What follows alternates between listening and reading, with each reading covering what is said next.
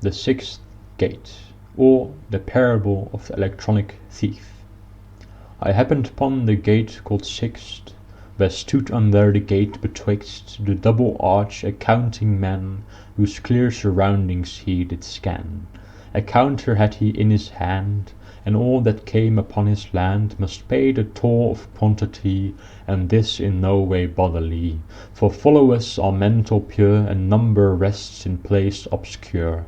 Sub corpus est materiam non advocate, et materia signata quantitate.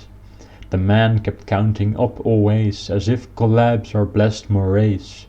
My influence must spread to him, must shout him out and curse at him.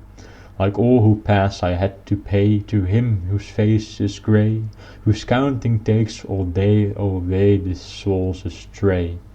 For what he counted were not bodies, but merely forms inside his mind, and these still are identic copies, to quality at all he's blind. No colour nor shape comes in his eyes, nor rhythm nor tone in his ears, for to the world this man so wise all he perceives are his peers.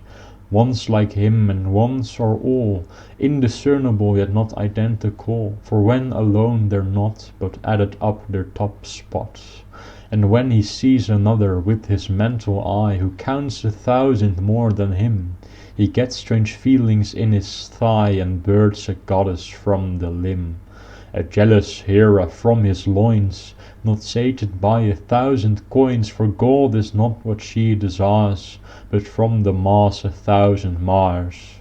And one cannot have more than others, for then we will not long be brothers. So when the man sees one with more, he calls together his whole corps, and demanding from the man his numbers, until the equal stack's been paid, he returns them to his envious slumbers, until more numbers have been made.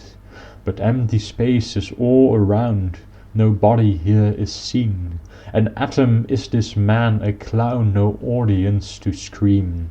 So pitiful is a corpse sans corpus, who swim the mire like a porpoise. The air they breathe once in a while is bodily to them like black bile. How could I solve this man's affliction? To remove his numerous addiction, I would have to ban his way of counting, to follow the way of surmounting. But how does man surpass the infinitesimal? Is there a way beyond the system of decimal? Can the limit of calculus be dissolved, and will man then of his sins be absolved?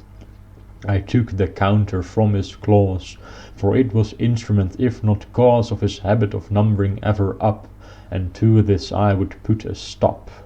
The device I threw upon the ground, and with my heel I did a pound, so that 10,000 numbers were released, and wayward they flew like wild beasts.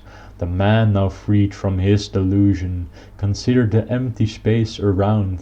Into his sense came world's effusion, and in the world he drowned. His senses regained, there was nothing to see, but a sea of empty and unfree from glee, so that at once he passed beyond what his senses had before him spawned.